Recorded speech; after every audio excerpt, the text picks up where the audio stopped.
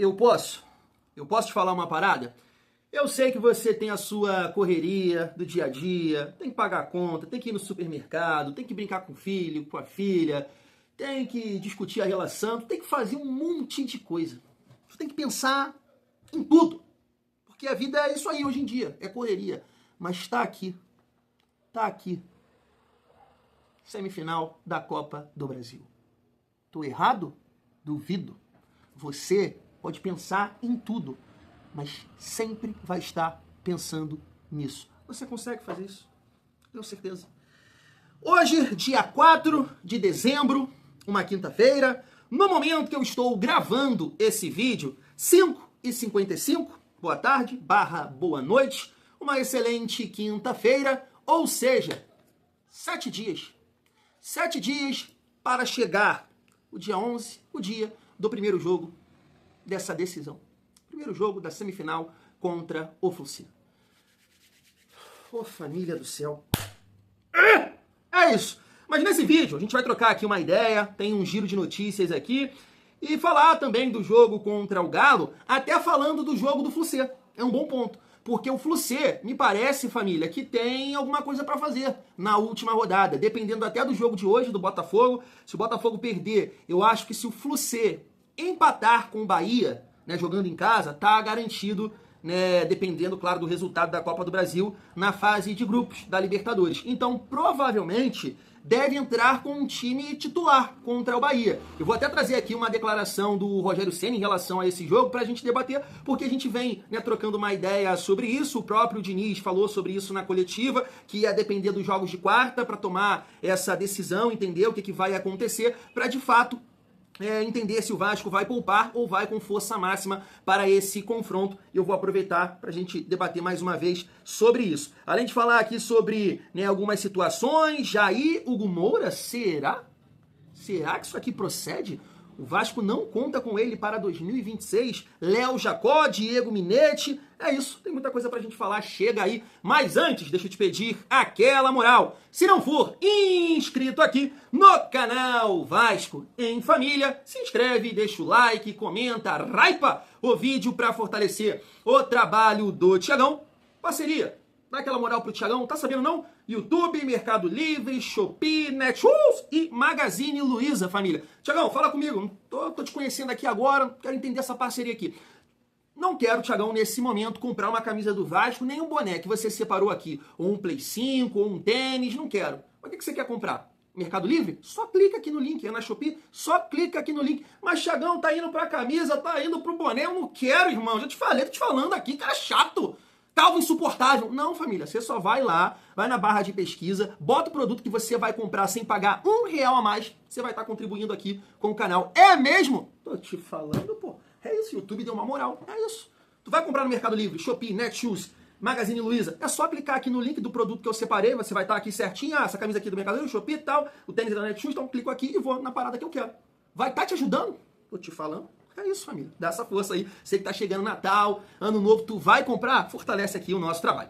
Vamos seguir a nossa resenha. Deixa eu falar com vocês sobre essa informação de agora a pouco em relação ao Jair. Tá aqui, ó. Renovou.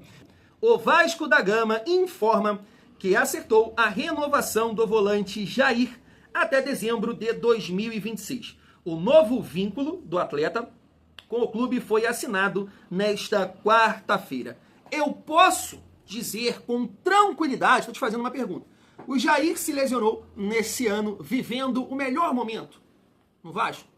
Eu acho não, eu tenho certeza, né? Não estou falando aqui nenhuma besteira. Porque 24 nem jogou, né? Machucou ainda no Carioca, se eu não me engano. 23 não foi bem. Mas assim, você tira, né, alguns jogos que ele foi muito importante, que foi o gol que ele marcou de pênalti em cima do Figueiredo contra o Cuiabá, aqui em casa, né? Que interrompeu ali uma sequência de derrotas do Vasco naquela competição. Até o William Batista estava comandando o Vasco. E o gol, né, ali meio uma letra voadora, sei lá, contra o América Mineiro, né? Cobrança do Paulinho, ele desvia e faz 1-0 pro Vasco também, um resultado muito importante, era até um jogo atrasado. Mas estava vivendo assim o melhor momento com a camisa do Vasco e infelizmente num lance que o juiz nem deu falta, nem deu cartão, né, se lesionou no jogo contra o Sport, que o Vasco também venceu por 3-2. Então assim, família, não tem o que fazer, né, o Vasco teria que renovar com esse jogador, e agora a gente fica aqui na torcida para que ele possa se recuperar, né, o mais rápido possível e nos ajudar. Agora, um ponto que eu posso debater aqui com vocês em relação ao Jair, eu venho falando sobre essa questão de saúde, né? O Vasco precisa de saúde. Teve até um amigo que me questionou, ele falou assim, ué, o Mirassol é saúde na sua visão? Também.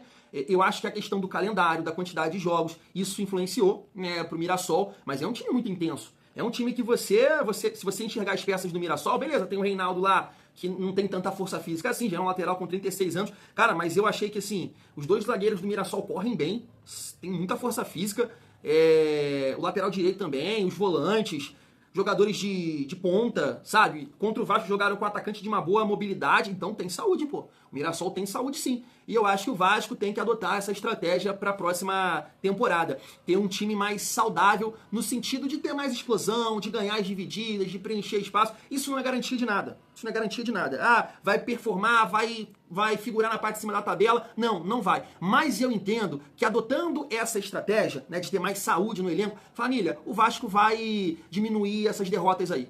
Vai por mim, vai diminuir essas derrotas. Porque o Vasco, quando tecnicamente não consegue encontrar o seu jogo, sofre fisicamente. O Diniz demorou, né, pra entender isso. E dessas 13 derrotas aí que comandando o Vasco, cara, boa parte foi nessa questão da parte física, sim, de alguns erros, mas é aquilo, não é garantia de nada. Tanto que o Vasco equilibrou o seu time fisicamente falando contra a Juventude, perdeu. Contra o Mirassol, perdeu. Mas é por aí. É por aí, essa é a estratégia. O Vasco tem que deixar, né, de ser um time técnico, porque assim, hoje a gente destaca mais a parte técnica do que física no Vasco, se é que você me entende. Ah, Thiago, esse moleque é maluco! Ele é maluco, ele tá falando que a gente tem que só botar jogador que corre, ruim de bola. Pô, família, aí não, isso aqui não é uma live e eu não vou poder me explicar. Claro que não, pô.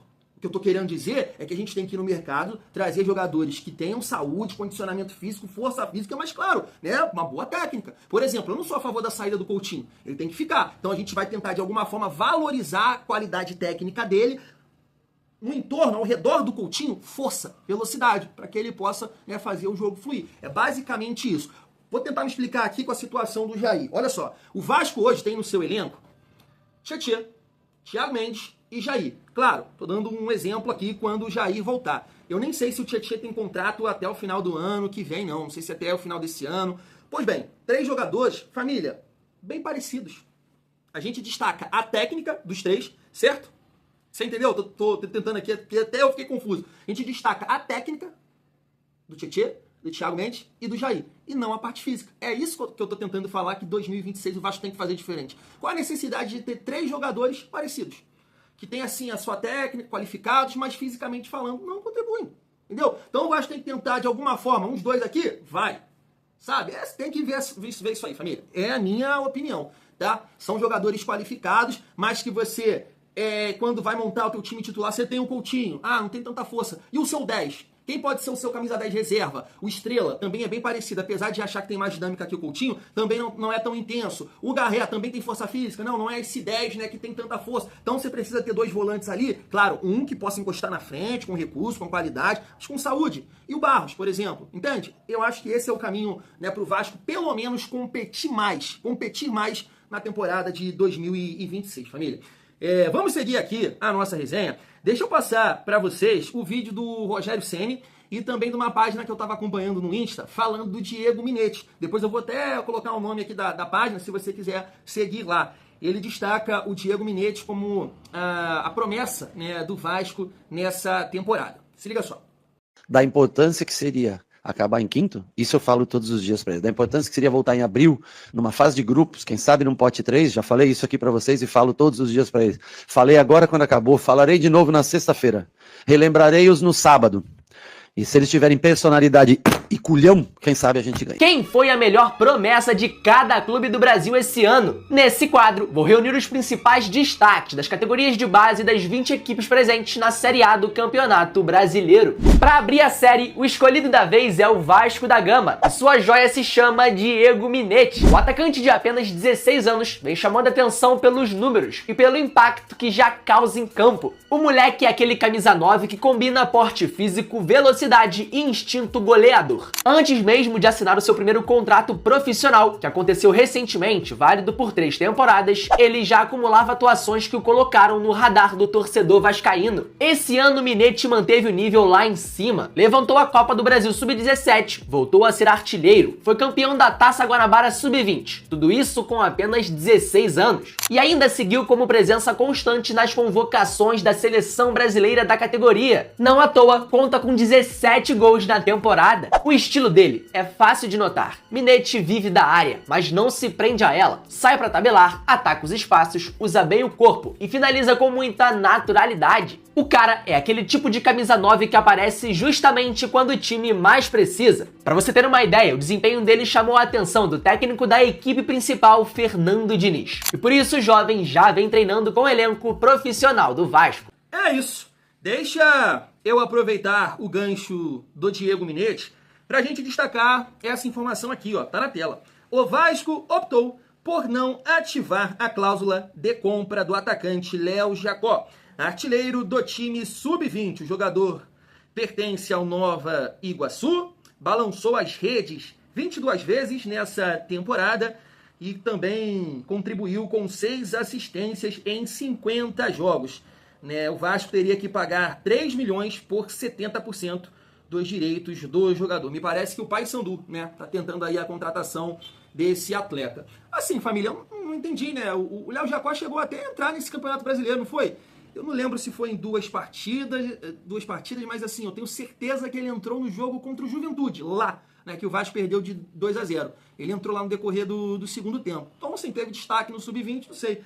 Tem coisas assim que a gente não sabe, Comportamento, postura nos treinos, não sei.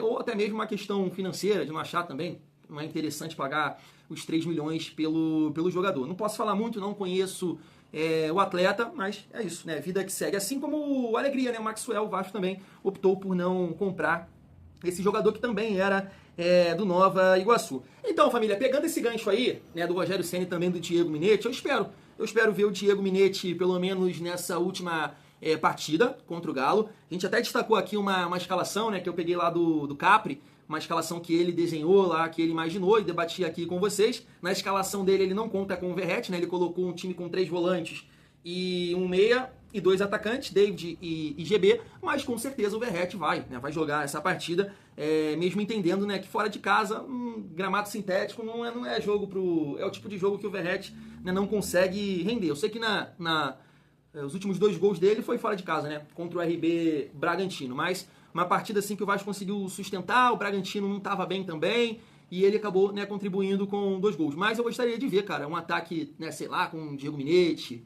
É difícil porque o Diego Minete, eu não conheço ele, nunca vi jogar, mas por tudo que o amigo falou aí, é um centroavante. Então você já tem o GB, você tem o Verratti e o David também. Então acho difícil, mas de repente vai ter uma oportunidade nesse jogo aí contra o Galo e a gente vai poder observar esse atleta. E aí, família, falando desse confronto e também já pensando aí no Flu-C, é bem provável que vai utilizar ali um time, talvez vai poupar um ou outro jogador, mas vai entrar com boa parte dos seus titulares, porque na Copa do Brasil não é garantia de nada, então eles têm essa possibilidade, dependendo do jogo hoje do Botafogo, se perder para o Cruzeiro, não sei se empatar, vou ver aqui a classificação, mas empatando com o Bahia, tá ali garantido na 5ª colocação. E aí, no caso, o Cruzeiro ganha a Copa do Brasil, o Flu-C estaria garantido na fase de grupos. Eu acho que é isso, me corrijam aí se eu tiver errado, mas isso não vai acontecer de forma nenhuma, Papai do Céu? Olha pra cá, olha pros vascaínos que a gente merece,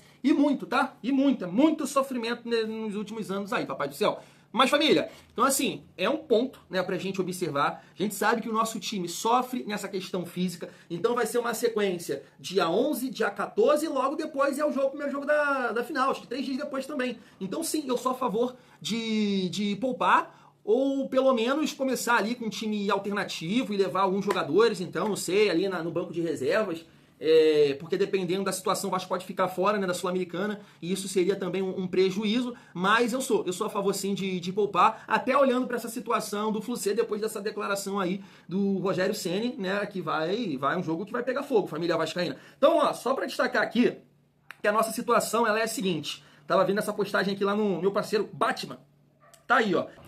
para garantir vaga na Sul-Americana. Um empate contra o Galo já é o suficiente. Em caso de derrota, precisamos que 2 desses 3 times não vençam. Santos, Fortaleza e Ceará. Então, tá aí a situação, a classificação tô colocando aí para vocês. E é exatamente isso, né, família? O Ceará, Fortaleza e Santos podem ultrapassar o Vasco. Mas mesmo assim eu sou a favor de poupar. Eu acredito que mesmo com o time reserva, colocando um time com mais saúde lá, um time mais físico, a gente tem sim, né, chances de empatar com o Galo, que está bem desanimado, um time cansado, um time desmotivado, tomou porrada ontem do Palmeiras com um jogador a mais. Então, assim, o Galo tá bem cansado, tá bem para baixo. Eu sei que o Vasco tem a sua urucubaca também, mas eu sou a favor de poupar porque, como eu disse, família vascaína, é a nossa chance, talvez, assim, é a nossa grande chance aí dos últimos anos de conquistar, né? É a grande chance do Vasco, porque eu sei que nesse momento, né, pegando aqui um filósofo contemporâneo, que é o Pofechô, a sua confiança já teve assim, não vou mostrar o gesto aqui, porque, né, tem mulheres assistindo, família, mas todo mundo que acompanha o Pofechô sabe o que eu tô fazendo, né? Aqui, a tua confiança já teve aqui. Agora tá assim, ó, né? Pensador contemporâneo, Pofechô. Tua confiança tá assim. Mas tudo pode acontecer nessa semifinal aí contra o Fluminense, porque eu vou bater nessa tecla. O Vasco tem jogadores para decidir. Para decidir e para passar sim do Fluminense, apesar do momento, né? Do momento muito bom. Até melhor que o nosso, né? Que a gente viveu nessa temporada em relação à sequência de vitórias, né? Eu acho que foi a 6ª vitória, né? Me corrijam aí se eu estiver errado, do Fluminense. Não empatou. Eles empataram com o Palmeiras aí. Eu não lembro. É uma coisa assim. Invencibilidade eu não lembro.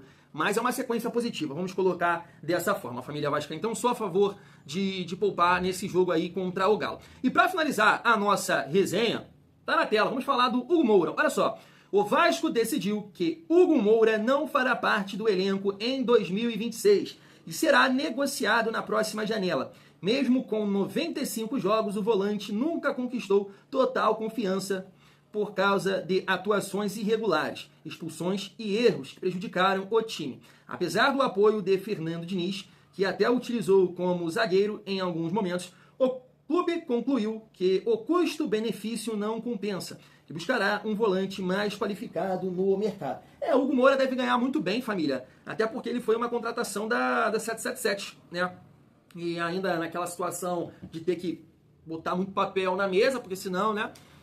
Então deve ganhar realmente bem aí o Hugo Moura no Vasco. Família, eu fico muito à vontade para falar do Hugo Moura, porque assim, eu, como torcedor, emocionado, apaixonado, naquele lance lá contra o Atlético Paranaense, eu falei que ele nunca mais poderia jogar no Vasco, né, depois do que ele fez, aquele absurdo de perder na corrida para o Zapelli, e chegou pesado, chegou gordo no Vasco, e depois deu a volta por cima, foi um jogador até importante, né, em 2024, na campanha que a gente fez no campeonato, 10º, e nos ajudou assim, a chegar na semifinal, foi um jogador importante. Esse ano eu lembro que eu debati aqui com vocês e muita gente foi contra mim, ainda com o Carille, né, aquele quarteto ali, Tietchan, Paulinho, Jair, Coutinho. Eu falei, cara, o Hugo Moura vai jogar no time, vai jogar, ninguém marca nesse meio campo aí, ele vai jogar, o cara que tem mais, tu não sabe nada, e aí, né, conseguiu ganhar a vaga, depois o Diniz chega e começa a utilizar ele como zagueiro, e depois, né, que chega o Barros ali, o Barros assume essa função de primeiro volante, mas o Hugo fez jogos importantes ainda ali com o Barros, né? Cruzeiro, Flamengo, Botafogo ele jogou de zagueiro. E foi bem na zaga no jogo contra o Botafogo. Mas é um dos nomes que eu sou a favor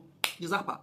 Ele, já falei aqui, ele, Pumita, Piton, entre outros aí que eu vou fazer esse vídeo, vou guardar esse vídeo, né? Pro final do ano, vai ser polêmico, mas eu sou sim a favor da saída do Hugo Moura. Eu acho que já deu, família. Eu tenho certeza que você vai concordar. Fui!